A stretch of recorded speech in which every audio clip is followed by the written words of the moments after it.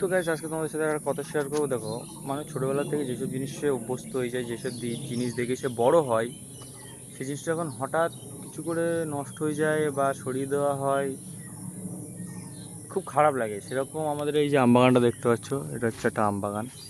ঠিক আছে, এটা একটা আমবাগান।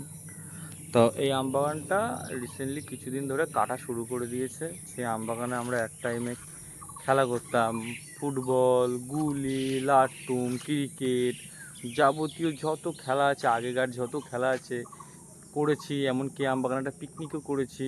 সেই আমবাগানটা রিসেন্টলি কাটা শুরু করে দিয়েছে। দেখো,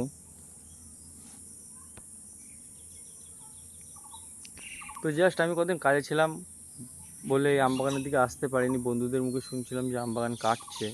তো আজকে কাজে যাইনি, বাড়িতে আছি। ওই জন্য এসে দেখলাম যে আমবাগানটা পুরো সত্যি মরুভূমি হয়ে গেছে। তো আমবাগানটা দেখে রিসেন্টলি খুবই খারাপ লাগছে।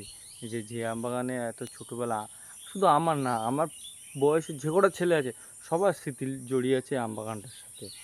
তো জাস্ট আমবাগানটা দেখে খুবই খারাপ লাগছে। কী আর করাবে, যার জায়গায় তার ডিসিশান।